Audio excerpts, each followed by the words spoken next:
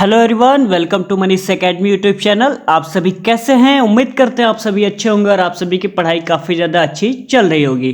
शाम के बज रहे हैं 7 और आज है 20 दिसंबर। तो आप सभी कॉपी और पेन साथ में लेके बैठ जाइएगा, क्योंकि आज हमारी पैराग्राफ ट्रांसलेशन में चौथी क्लास होने वाली है। ठीक है, यहाँ पे जो आप थंबनेल देख रहे हैं वो थोड़ा सा गलत लग गया है, तो उसके लिए सॉरी। ठीक है ना, आज हमारी चौथी क्लास होने वाली है। इसके पहले 3 क्लासेस अपलोड कर दिया है, प्लेलिस्ट भी बना दिया है, तो आप सभी चेकआउट कर लीजिएगा।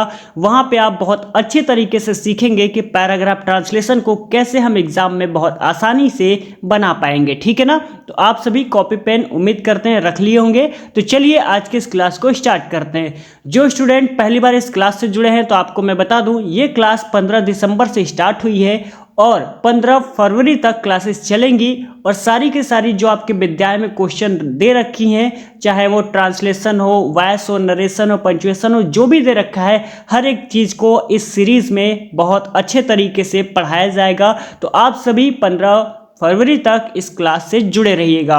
जब भी ये क्लास खत्म होगा तो आपके अंदर एक कॉन्फिडेंस आएगा कि जो ग्रामर है हमें बहुत बेहतरीन तरीके से आ गया है और कोई भी क्वेश्चन आएगा तो उसको हम बहुत आसानी से सॉल्व कर पाएंगे। ठीक है ना, तो चलिए क्लास को स्टार्ट करते हैं।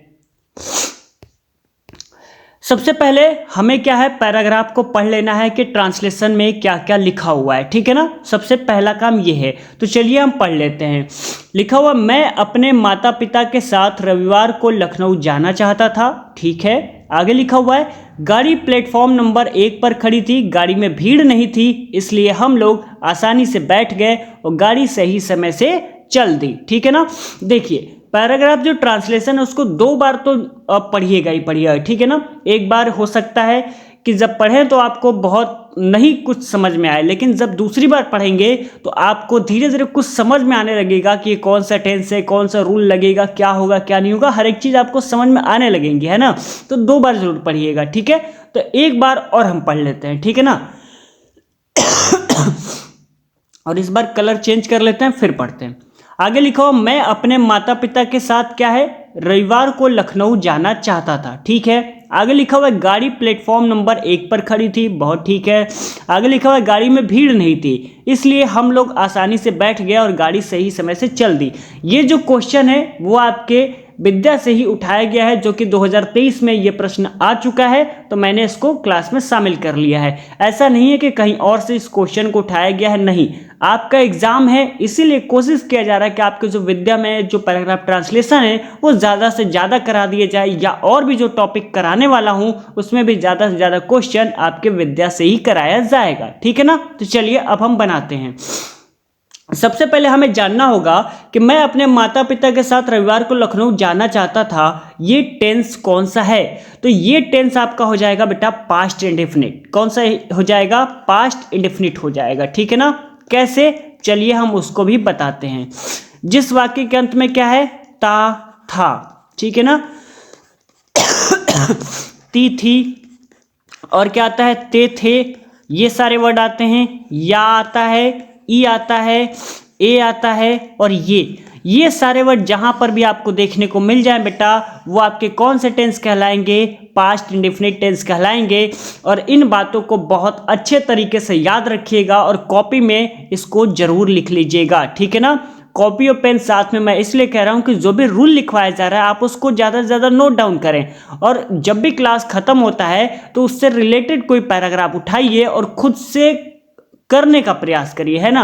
गलत होता है कोई बात नहीं, आइए रूल को पढ़िए, दोबारा समझिए, उसके बाद में सॉल्व करिए। यदि आप प्रेजेंट इंडेफिनिट या पास्ट इंडेफिनिट का पूरा एक वीडियो अच्छे तरीके से देखना चाह रहे हैं, यानी कि उसमें नेगेटिव इंट्रोगेटिव, तो उसका प्लेलिस्ट अलग से है, पढ़ा चुका हूं मैं। तो प्लेलिस्ट जब सर्च करेंगे ना तो वहाँ पे आपको बहुत सारी क्लासेस मिल जाएंगी, तो सारे टेंसेस को वहाँ से आप पढ़ सकते हैं। ज़्यादा से ज़्यादा 20 मिनट का वीडियो होगा, इससे ज़्यादा नहीं। ठीक है ना, लेकिन इस सीरीज में केवल उसी टेंस को बताया जाएगा जिस टेंस की नीड होगी। ठीक है ना, क्योंकि एग्जाम क्या है, पास में है, तो मैं सोच रहा हूँ कि जिस टेंस की आपको नीड पड़ रही है उस टेंस को बता दिया जाए, एग्जाम में आसानी से कर पाए। अब मैं यहाँ पे निगेटिव इंट्रोगेटिव को बताने बैठूंगा तो वीडियो काफ़ी ज़्यादा बड़ा हो जाएगा, है ना, और आपका जो समय कम है उसमें कैसे मैं करा पाऊंगा, तो मैं कोशिश कर रहा हूँ जिस टेंस की नीड है उस टेंस को मैं करा दूँ। ठीक है, तो ये पर क्या पता लगा आपको, ये पास्ट इंडेफिनिट है। कैसे पता लगा, जिस वाक्य के अंत में ता था, ती थे, ते थे या ई, ए और ये वर्ड आते हैं वो आपके पास्ट इंडेफिनिट कहलाते हैं। तो आपको दिख रहा होगा ता था यानी कि पास्ट इंडेफिनिट है ना। तो पास्ट इंडेफिनिट का रूल क्या होता है, चलिए वो बताते हैं। सबसे पहले बेटा हम लिखते हैं सब्जेक्ट। क्या लिखते हैं, सब्जेक्ट प्लस में वर्ब की सेकेंड फॉर्म प्लस में ऑब्जेक्ट लिखते हैं। ठीक है ना, ये चीजें आपको बहुत ज्यादा इंपॉर्टेंट है, इसी से आप क्या है पास्ट इंडेफिनिट का ट्रांसलेशन बेटा बना पाएंगे। जब तक आपको पहचानना नहीं आएगा ना कौन सा टेंस है, आपको ये नहीं पता होगा कि रूल क्या लगेगा, तब तक आप ट्रांसलेशन को नहीं बना पाएंगे। ठीक है ना, आगे लिखा हुआ है गाड़ी प्लेटफॉर्म नंबर 1 पर खड़ी थी, ये आपका भी क्या है पास्ट में जा रहा है ना। आगे लिखा हुआ है गाड़ी भीड़ में नहीं थी, तो ये भी आपका किस में जा रहा है, पास्ट में जा रहा है। आगे लिखा हुआ है इसलिए हम लोग आसानी से बैठ गए। क्या लिखा हुआ है, इसलिए हम लोग आसानी से बैठ गए, ये भी आपका पास्ट इंडेफिनिट में जा रहा है। किस में जा रहा है, पास्ट इंडेफिनिट में जा रहा है। ठीक है ना, तो चलिए आगे बात कर लेते हैं। गाड़ी समय से चल दी, ये भी आपका किस में जा रहा है, पास्ट इंडेफिनिट में। यानी कि यहाँ पे आपको जो भी लिखा हुआ है या तो वो पास्ट कंटिन्यूअस है या तो आपका पास्ट इंडेफिनिट है। ठीक है ना, तो चलिए एक एक करके बना लेते हैं। रूल तो आपको बता दिया, तो यही रूल आपको इस पैराग्राफ में फॉलो करना है। ठीक है ना, चलिए सब्जेक्ट क्या है, मैं, तो मैं को अंग्रेजी में क्या लिखूंगा बेटा, आई। ठीक है, तो लिखते हैं आई। आई के बाद में क्या लिखेंगे, आई के बाद में लिखेंगे जानना चाहता था, यानी कि चाहता का क्या हो जाएगा, वांटेड। क्या हो जाएगा, वांटेड। तो लिखेंगे वांटेड, वांट होता है, इसका हम सेकेंड फॉर्म लगाएंगे तो वांटेड हो जाएगा। उसके बाद में टू गो, क्या हो जाएगा, टू गो टू लखनऊ, कहाँ जाना चाहता था, Lucknow. To go to Lucknow, और कब जाना चाहता था, रविवार को, तो लिखेंगे on the Sunday, on the Sunday. किसके साथ में, पेरेंट्स के साथ, तो लिखेंगे विथ माई पेरेंट्स। ठीक है ना, विथ माई पेरेंट्स। समझ में आ गया आपको। मैं आपका क्या था, सब्जेक्ट, तो आई हो गया। वर्ब आपका क्या था, चाहता, तो चाहता का होता है वांट, उसमें मैंने सेकंड फॉर्म लिखा तो वांटेड हो गया।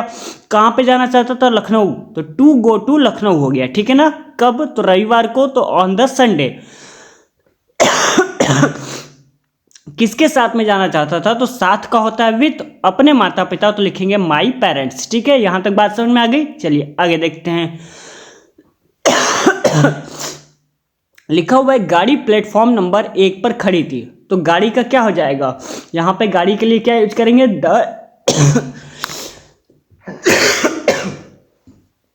एक मिनट आप सभी रुक जाइएगा।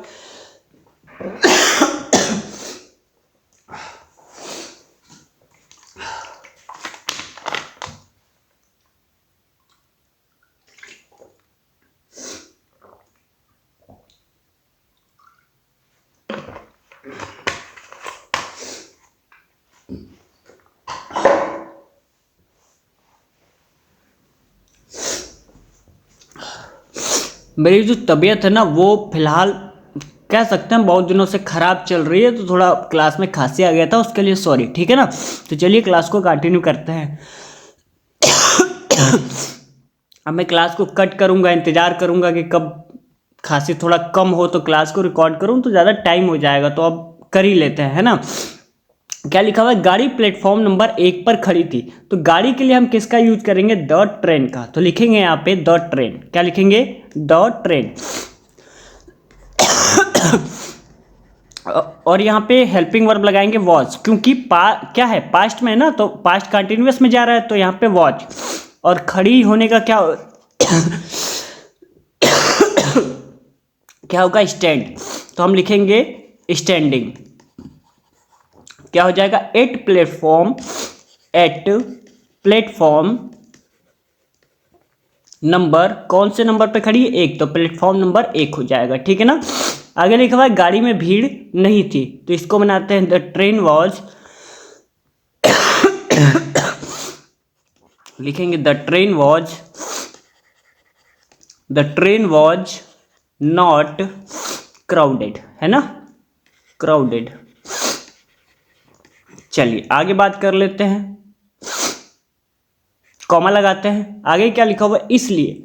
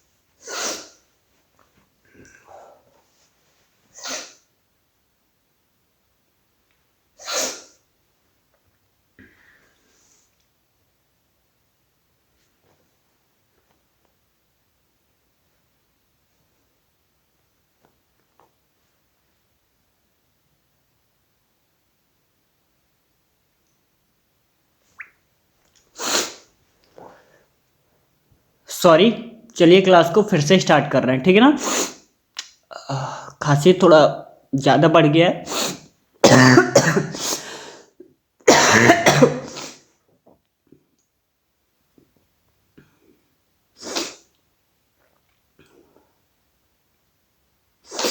मैं इस क्लास को कंटिन्यू नहीं कर पाऊंगा, ठीक है ना।